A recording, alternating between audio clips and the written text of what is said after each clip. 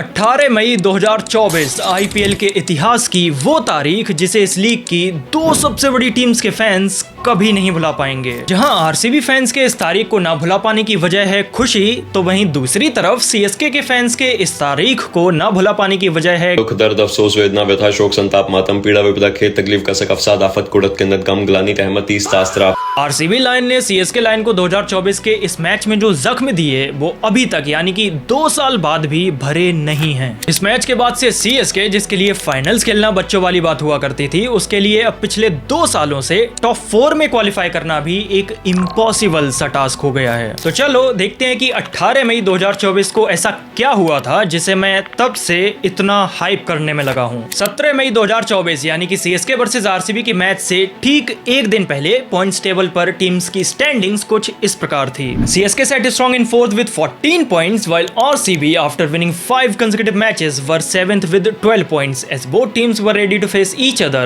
one last time for the season.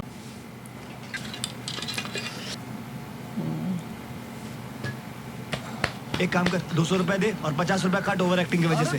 KKR, RR और SRH पहले ही qualify कर चुकी थी। आरसीबी और सीएसके में फाइट थी नंबर 4 स्पॉट के लिए। इसकी वजह से ये वाला मैच एक तरह से वर्चुअल नॉकआउट बन चुका था। सीएसके के लिए ये वाला टास्क रिलेटिवली आसान था because they were already placed 4th with a good net run rate. CSK के लिए केवल ऐसा था कि बस मैच जीतो और कर जाओ क्वालिफाई, लेकिन आरसीबी के लिए केवल मैच जीतना काफी नहीं था। क्वालिफाई करने के लिए आरसीबी को एक अच्छे मार्जिन से जीतना जरूरी था। मतलब आप ऐसे समझो कि सीएसके अगर केवल जीत जाए तो वो क्वालिफाई कर जाएगी और अगर अच्छे मार्जिन से जीते तो वो लाइकली टॉप 2 में फिनिश करेगी। लेकिन आरसीबी को क्वालिफाई करने के लिए नंबर 1 सीएसके को हराओ, नंबर 2 सीएसके को इतने बड़े मार्जिन से हराओ कि आपका जो नेट रन रेट है वो सीएसके के नेट रन रेट को सरपास कर जाए। आरसीबी को बेसिकली क्वालिफाई करने के लिए सीएसके को या तो 18 रन से हराना था या फिर सीएसके जो भी टारगेट सेट करे उसे 18.1 ओवर्स में चेस करना था। ऋतुराज गायकवाड़ टॉस जीतकर पहले बॉलिंग करने का फैसला करके ये क्लियर कर देते हैं कि अगर आरसीबी को क्वालिफाई करना है तो उन्हें एटलीस्ट 18 रन से जीतना पड़ेगा और अगर सीएसके को क्वालिफाई करना है तो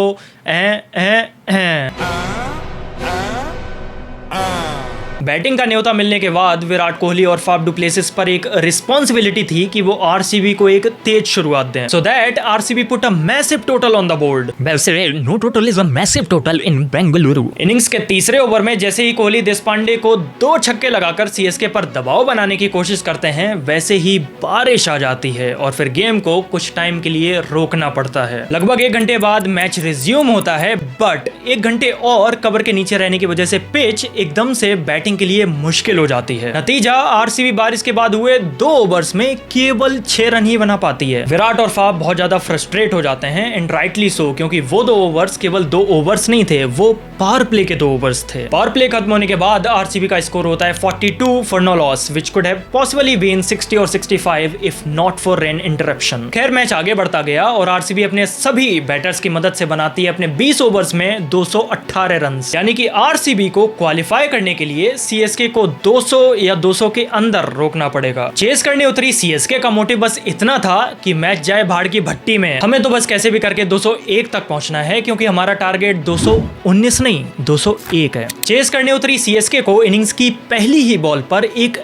ऐसा झटका लगता है कि मानो ये संकेत हो कि भैया ग्रह नक्षत्र सही दिशा में नहीं लग रहे, कुछ अनचाहा घटित हो सकता है। कप्तान ऋतुराज गायकवाड़ इनिंग्स की पहली ही बॉल पर यश दयाल को शॉर्ट फाइन लेग पर कैच देकर पवेलियन लौट जाते हैं। फिर रहाणे और सचिन रविंद्र मिलकर पावर प्ले में 58 रन बनाकर सीएसके को एक तरह से वापस से ट्रैक पर लाते हैं, लेकिन आरसीबी दोबारा कमबैक करके सीएसके को 15 ओवर्स में 129 फॉर 6 पर रिड्यूस कर देती है। यानी कि सीएसके को क्वालिफाई करने के लिए आखिरी 30 गेंदों पर चाहिए होते हैं 72 रन। 16वें ओवर में कैमरिन ग्रीन देते हैं केवल 9 रन, जिसकी वजह से अब सीएसके को आखिरी 4 ओवर्स में बनाने होते हैं 63 रन। मैच इस मोमेंट पर सीएसके की गिरफ्त से बाहर जाता दिखाई दे रहा था, but as they say, if there is one man you would want to bet on, it's that man from Jharkhand. Dhoni और जडेजा आरसीबी बॉलर्स की अगले 3 ओवर्स में कुछ इस तरह से कुटाई करते हैं कि 63 ऑफ 24 वाली इक्वेशन अब रह जाती है 17 ऑफ 6। लास्ट ओवर डालने आते हैं यश दयाल। मोमेंटम ऑलरेडी शिफ्ट हो चुका था चेन्नई की तरफ, बट आरसीबी की मुश्किलें तब और बढ़ गईं जब धोनी ने दयाल की पहली ही गेंद, जो कि दयाल से गलती से फुल टॉस गिर गई थी, उसको ग्राउंड के बाहर ही मार दिया